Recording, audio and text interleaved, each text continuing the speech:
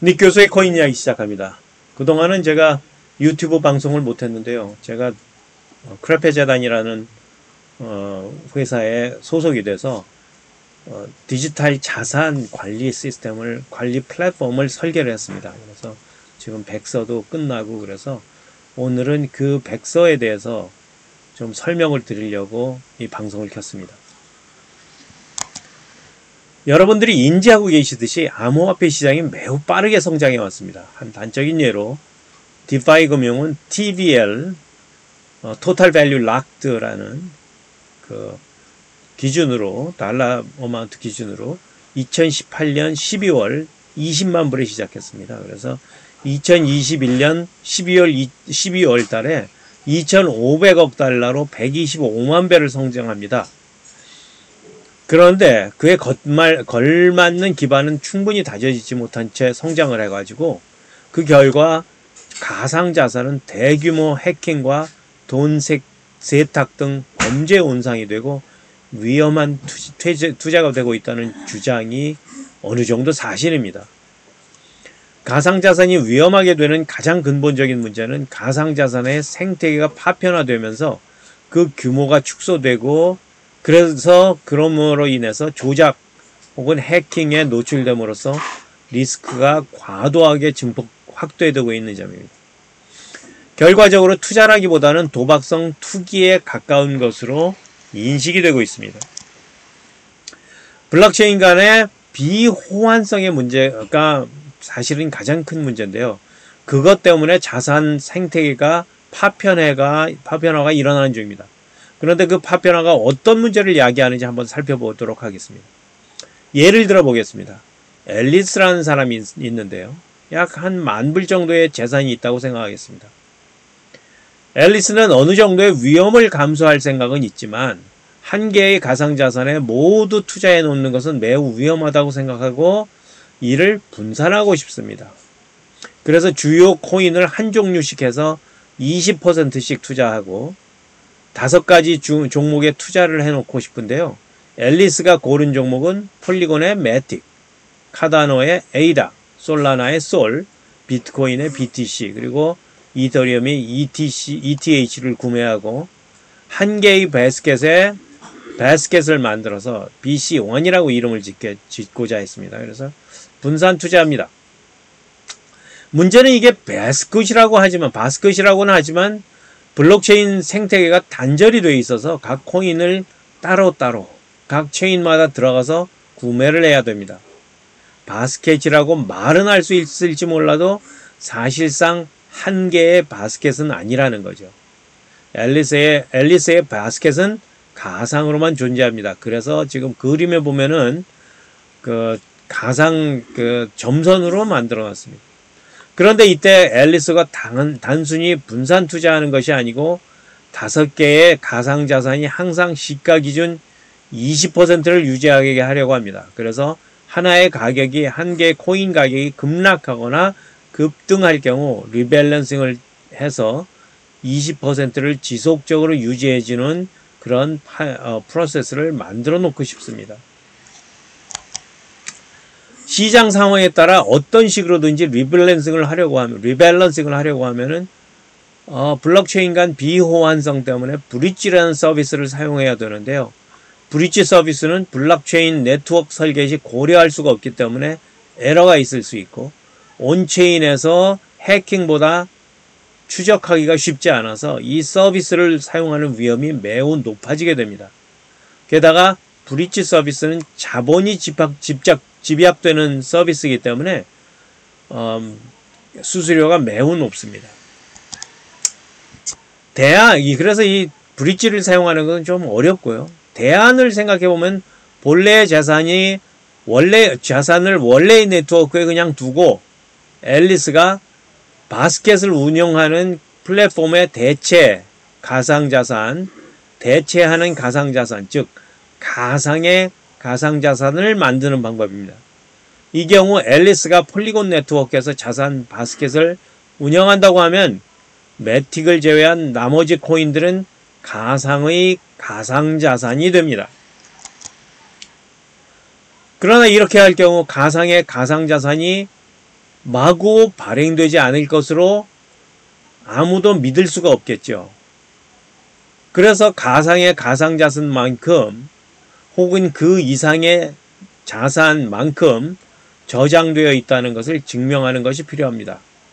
이것을 오라클 데이터 서비스를 통해 실시간 서비스를 할 수 있습니다. 일반 유저들에게 투명하게 공개를 하는 것입니다. 이것을 저장 증명 혹은 Proof of Reserve라고 합니다.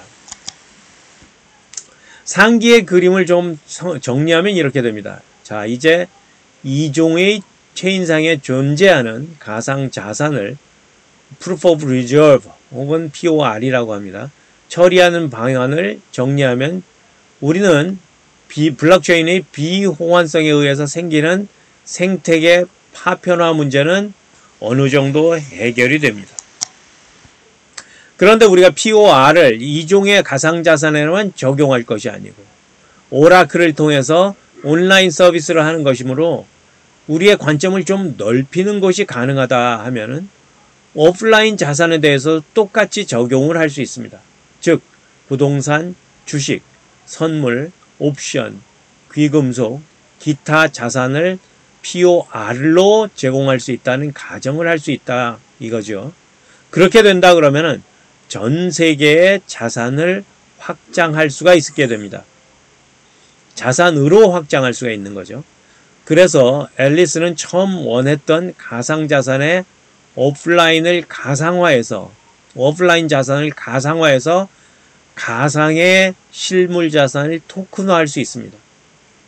이렇게 할 수 있다면 지구상에 존재하는 모든 자산을 토큰화해서 관리하고 운용할 수 있게 됩니다. 또 하나 흥미로운 것은 실제 자산이 없는 데이터 같은 경우도 자산으로 토큰화하여 발행을 할 수 있게 됩니다. 그래서 가상의 데이터, 가상자산이 되는 것인데요. 어떤 것이 자산화될 수 있는지는 누군가가 상상력을 발휘할 사람이 있다면 가능해지는 겁니다. 그래서 이제부터는 앨리스의 자산 바스켓에는 자산 이외의 것도 토큰화되어 들어갈 수가 있는데요.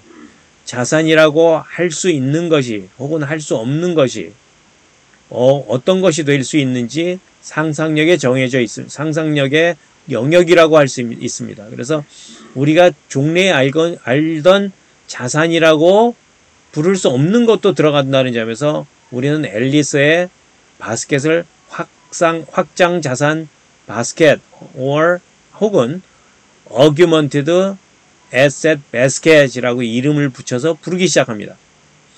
여기서 주목하셔야 하는 것은 이 플랫폼을 설계한 크레페 재단에서 정하는 것은 거의 없다는 것입니다. 즉 과연 어떤 실제 자산이 오라클 서비스로 피드가 될 것인지 혹은 어떤 데이터를 가상자산이나 실제 자산처럼 토큰화하여 발행할 수 있을지 하는 것은 크레페 재단을 만들 사람들이 하는 것이 아니고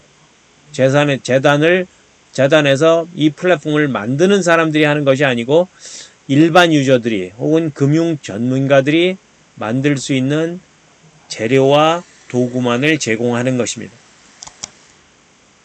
그래서 크레페 재단에서는 앨리스가 자신만의 포트폴리오를 토큰화하고 그 토큰을 트레이딩할 수 있도록 마켓 메이커를 만들어 놓는다든지 바스켓을 구축할 때 여러 가지 템플릿을 제공합니다. 그래서 앨리스가 프로그램을 전혀 모르더라도 클릭 몇 번으로 스마트 계약을 생산할 수 있도록 도구를, 연장들을 제공하는 것입니다. 이렇게 여러 가지 도구를 비치하고 스마트 계약이 대량으로 생산될 수 있도록 하는 플랫폼이 우리가 만든 플랫폼입니다. 팜이라는 플랫폼입니다. 그래서 이를 스마트 계약 공장이라는 뜻에서 스코팩트라고 부르고 스코팩트와 도구를 사용할 수 있는 것을 메이커스페이스 혹은 공방이라고 부릅니다. 이 공방에서 주목할 것은 두 가지입니다. 첫 번째로 프로그램을 모르는 분들도 스마트 계약을 만들 수 있도록 해서 블록체인 기술을 쉽게 사용할 수 있도록 한다는 것이고요. 두 번째로 금융을 모르는 사람들이라도 레거시 금융에서 전통 금융 말이죠. 크게 각광을 받고 있는 ETF나 DI는 디렉트 인덱싱이라는 상품인데요. DI 같은 상품을 특화할 수 있기 때문에 창의적인 분이라면 얼마든지 도전이 가능할 것이라는 것입니다. 게다가 어느 정도 요건만 갖추면 얼마든지 언제든지 상품으로 출시할 수 있게 우리가 만들어 드립니다. 이때 상품을 특화하는 것은 어떤 전략을 쓰는가 하는 것이 중요할 텐데요. 어떤 상품이든지 리스크와 수익 간의 밸런스가 중요합니다. 우리가 미리 만들어 놓은 금융상품 프레임워크가 있어서 많은 분들이 이것을 특화해서 사용할 수가 있는데요. 대표적인 것은 ETF라는 프레임워크고요. 이것은 레거시 금융, 우리 전통 금융에서 ETF라고 불리는 것을 디지털 세계로 옮겨놓은 것이라 보면 맞습니다. 지금까지 우리가 팜이라는 자산 운용 플랫폼에 대해서 설명을 들었는데요. 이 다음에는 이것이 왜 필요한 것인지 그 비전에 대해서 설명을 드리겠습니다. 감사합니다. 오늘은 여기까지입니다.